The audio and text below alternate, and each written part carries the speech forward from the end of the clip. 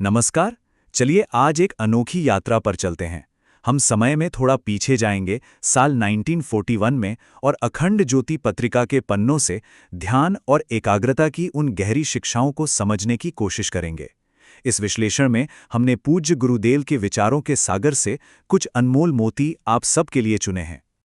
तो आइए ध्यान और मन की एकाग्रता की इस आध्यात्मिक यात्रा की शुरुआत करते हैं और देखते हैं कि लगभग एक सदी पहले दिया गया ये ज्ञान आज भी हमारे जीवन के लिए कितना जरूरी और कितना शक्तिशाली है। इस पूरी यात्रा को ठीक से समझने के लिए हमने इसे 4 हिस्सों में बांटा है। सबसे पहले हम ये जानेंगे कि आखिर ये मन इतना बेचैन क्यों रहता है। फिर हम ध्यान की पहली सीढ़ी के बारे में बात करेंगे। उसके बाद साधना के रास्ते में जो मुश्किलें आती हैं और उनके हल क्या हैं, इस पर नजर डालेंगे। और आखिर में एकाग्रता से मिलने वाले उन अद्भुत फायदों को जानेंगे। तो ठीक है, आते हैं हमारे पहले पड़ाव पर। देखिए, कोई भी साधक हो, उसके सामने जो सबसे पहली और सबसे बड़ी चुनौती आती है वो है अपने ही मन की चंचलता। सवाल यह है कि ये मन एक जगह टिकता क्यों नहीं। और सोचिए, जनवरी 1941 के अंक में भी यही बुनियादी सवाल उठाया गया था। ये एक ऐसा सवाल है जो हर उस इंसान के मन में उठता है जो खुद को बेहतर बनाने के रास्ते पर पहला कदम रखता है, और इसका जवाब ही हमारे आगे की यात्रा की नींव है। और इसका जवाब बड़ा दिलचस्प है। जवाब यह है कि चंचलता मन का स्वभाव है, उसकी फितरत है। ये कोई हमारी कमी नहीं है। जैसे पानी का स्वभाव बहना है, ठीक वैसे ही बिना ट्रेनिंग के मन का स्वभाव भटकना है। इसे सिर्फ साधना और लगातार अभ्यास से ही स्थिर किया जा सकता है। अब जरा इन दोनों में फर्क देखिए, कितना बड़ा अंतर है। एक तरफ है चंचल मन, जिसकी सारी ताकत बिखरी हुई है और जो सिर्फ कंफ्यूजन और अशांति पैदा करता है। और दूसरी तरफ है एकाग्र मन, जिसकी सारी ऊर्जा एक जगह केंद्रित है, जो जीवन में स्पष्टता, सफलता और सबसे जरूरी मन की शांति लाता है। एकाग्रता का असली जादू यही है।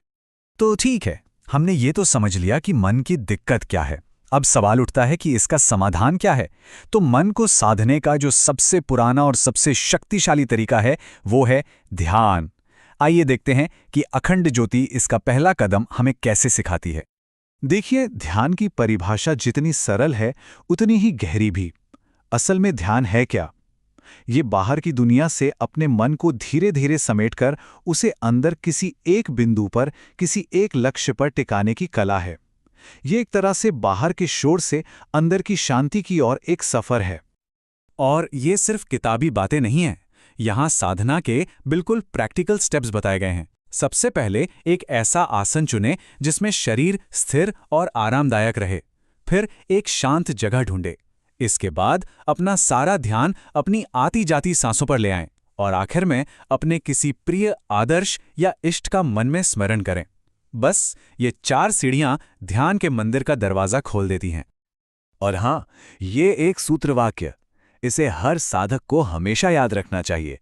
मन को काबू करने के सिर्फ 2 ही तरीके हैं, एक लगातार अभ्यास और दूसरा दुनिया की चीजों से अनासक्ति यानी वैराग्य। और सबसे जरूरी चीज है धैर्य। अगर लगन से कोशिश करते रहे तो सफलता तो मिलनी ही है, ये तय है। चलिए अब एक बहुत ही प्रैक्टिकल बात करते हैं। जब कोई भी साधना शुरू करता है ना, तो रास्ते में रुकावटें तो आती ही है। ये जानना बहुत जरूरी है कि ये रुकावटें क्या हैं और इनसे पार कैसे पाया जाए। जैसे कि मन में फालतू के विचारों का सैलाब आ जाता है, कभी कभी नींद और आलस सताने लगता है, या फिर शरीर में कहीं दर्द होने लगता है, बाहर का शोर परेशान करता है। इन सबको देखकर घबराना नहीं है। ये तो साधना की यात्रा का एक हिस्सा है जो सबके साथ होता है। तो फिर करें क्या?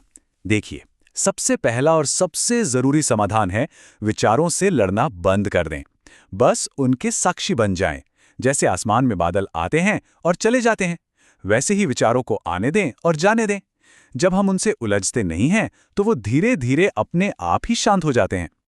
अच्छा, और अगर नींद आने लगे तो? उसका भी बड़ा सरल सा उपाय है। कुछ गहरी सांसें लीजिए, इससे शरीर में एक नई ऊर्जा आएगी।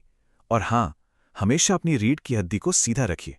सीधी रीढ़ हमें शारीरिक और मानसिक दोनों तरह से जगाए रखती है।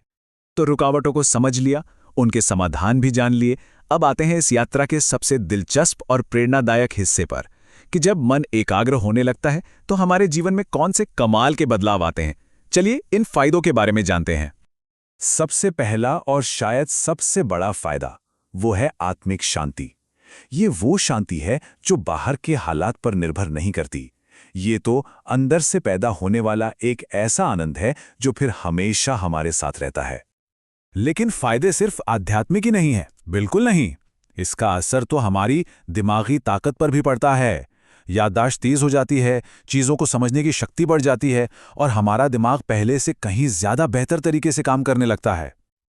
और जाहिर है, जब मन इतना शांत और शक्तिशाली हो जाएगा तो इसका असर हमारे रोज़मर्रा के कामों पर तो पड़ेगा ही। हम जो भी काम करते हैं उसे और ज़्यादा कुशलता और सफाई से करते हैं।